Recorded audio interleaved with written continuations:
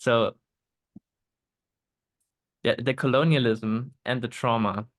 I want to pick out these two because they are connected to me. Like there's a bigger story that's kind of crystallizing that to me it just is very coherent. That's all I can say. But which is and actually the last thing you said, like we're trying to create a better world, a more beautiful world. I think that's the better word actually, because better Mm. words is like judgment. But more beautiful is kind of Yeah. imminent proof. And so yeah,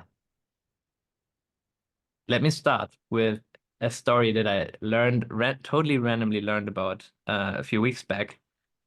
A friend of mine was visiting some museum, actually with like small school children, and he was telling this kind of funny story because he was very shocked. They went into a museum about the discoveries that happened in the 1400s with the Spanish people.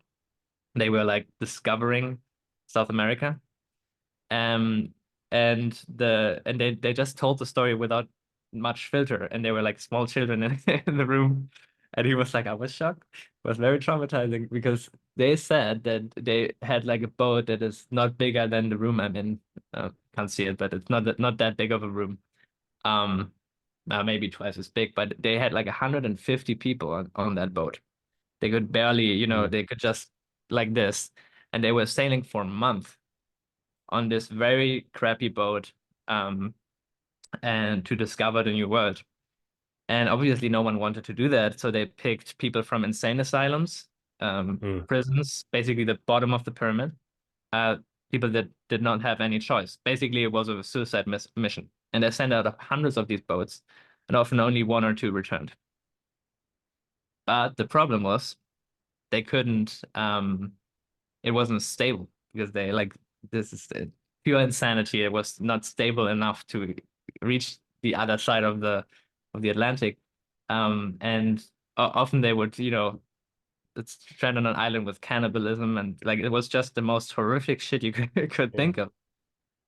The way they stabilized that, and this is interesting because it just brings to mind the Epstein and stuff side of things, is they figured out if they would choose half these insane people and like adults and the other half orphans, then they could stabilize it.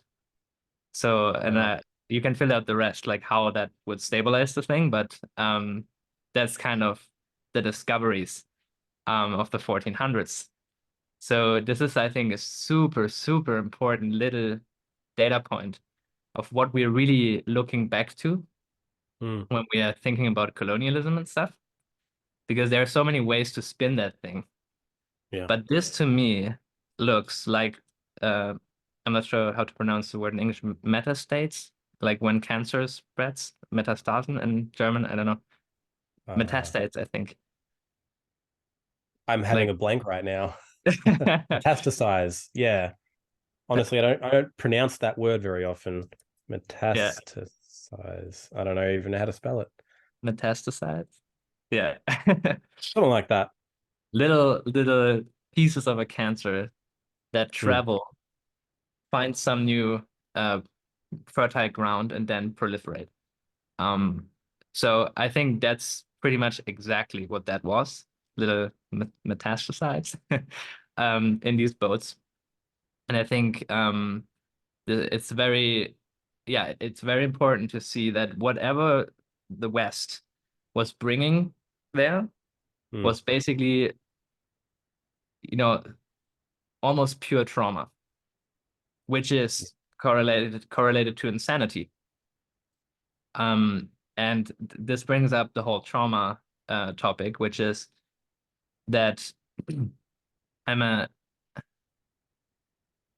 I'm a big fan of A Course in Miracles. Have you ever come across this book? No. It's a very interesting. It's a channeled text from the 60s, and it uses traditional Christian language. So if you identify as a Christian until your 20s, then it might be worth checking out. But it's basically it's very to me it's a very very profound book spiritually. And it basically talks about how, like Forrest says, there's only love and fear. Like this is Mm. beneath everything, basically. And your perception can be based on love, and then you see the truth. Or it can be based on fear, and then you see a nightmare that is not real. You see illusion, but you will believe that these illusions are real, and then you will act insanely because of that. And trauma basically distorts your vision of reality, and you will start to behave in ways that traditionally would be called evil. That's kind of like my framing. Because you truly believe you are in danger. You truly believe that if you are not the one who defects on the others, then someone else will defect on you. All of that stuff, like all this Molochian thinking. The multipolar trap is not fundamental to our nature. It is fundamental to trauma. Mm. That's kind of my read of things, the more I look into this stuff. And I don't know if you watched the Age of Miracles video that I released some month ago, but they talk about how if you are so traumatized as to think like if I don't attack, they will attack. Mm. If your perception of reality is so distorted, then you will be like, how can I weaken them, all the others? Like it's each Yeah. against all, basically. Um, and what's the most effective way of doing that? Well, seeding a multipolar trap by seeding false narratives that play, like, moves Yes. the enemy against itself, which then only creates more trauma. Another illusion, which then is autopoetically, self-perpetuates because traumatized people traumatize people. Mm. And yes. And there's this whole thing that I only discovered like I think half a year ago, which like there's this whole science that is very, very not well known called trauma-based mind control, which is Oh. yes, which is like behind what really MK Ultra was about Mm. or is about. We don't know. Yeah. Um, but there's this arc and there's I don't know, I'll stop at some point. There's way too much I could go on to about, but there's this arc of declassified projects, which is probably just the tip of the iceberg. It Yeah. has to be.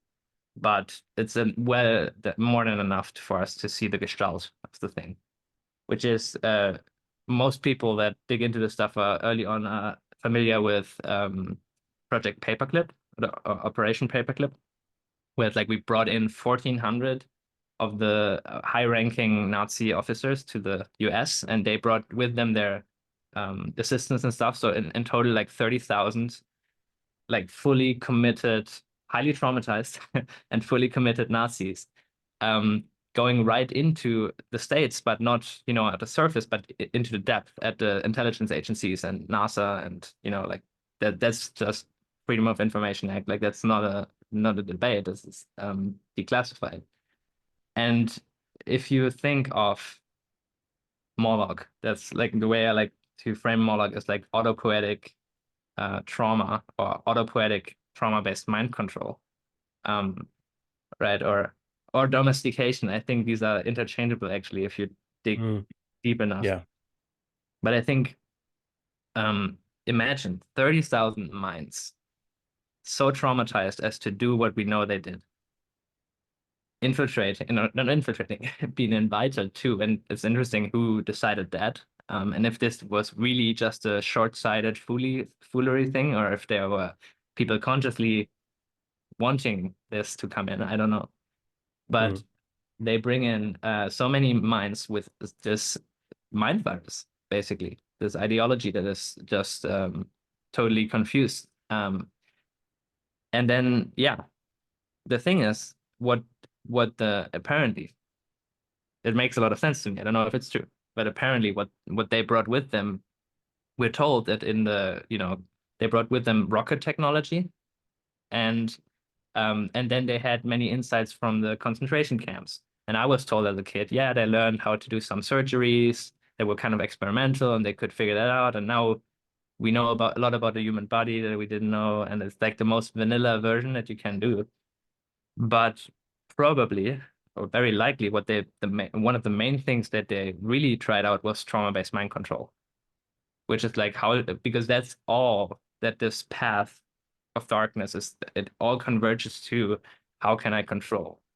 You know, like you misperceive creation as that which has to be put in order, you know, Yeah. which is funny. That's kind of the slogan of the Illuminati, which is a funny memetic thing there, like order out of chaos.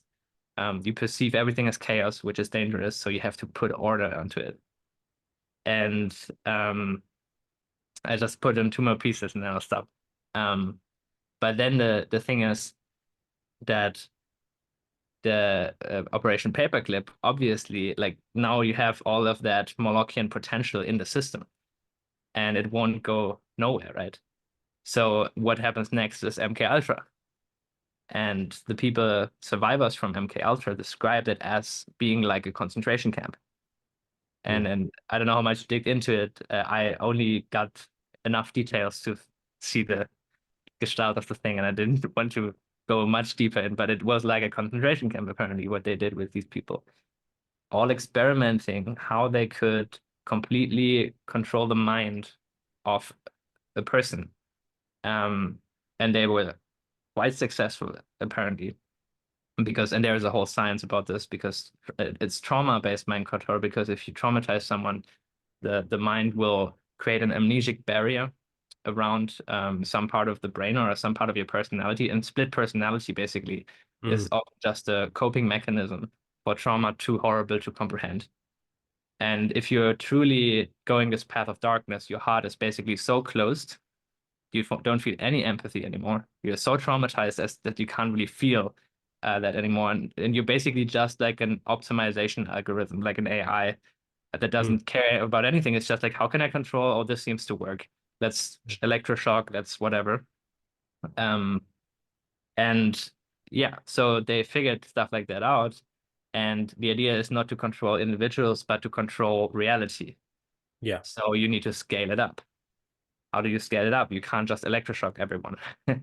Like not yet. That's Brave New World stuff. There they they figured it out, but um, no, but what they figured out was like the most scalable aspect of their study was that repetition Yeah. is that's one of the most effective ways to kind of program the subconscious and trauma.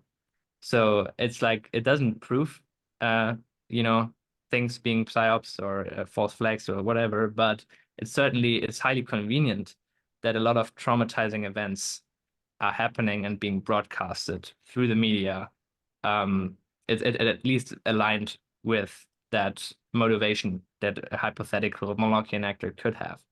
But basically, Project Mockingbird is like the three Operation Paperclip, MK Ultra, and Operation or Project Mockingbird. These three things are like one arc with like bringing in the trauma-based mind control research, deepening it, refining it with LSD and stuff like that as well. But it's basically a spin, a psyops that they make the public think MK Ultra is LSD. There's almost nothing of the project is about LSD because it's not very useful to control the minds of people. It opens the minds. Um, so they almost didn't use that, but it's a good story. And then Mockingbird is basically how can we scale it up, and that's Yeah. then the Blue Church, basically, Yeah. or like the most refined version of the Blue Church. And you know these clips probably, where it's like you have all these different media next to each other and all like Yeah. that. So it's extremely dangerous for our democracy. Yeah. So yeah, I'll stop here. But all of this feels like one thing, and it feels like the mirror of the bright side, like the exact mirror, the inversion of everything, basically.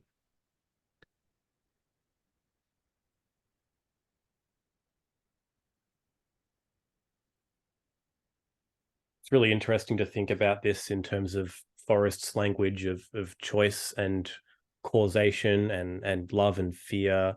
Yeah, Yeah. 100%. Maps totally. Yeah.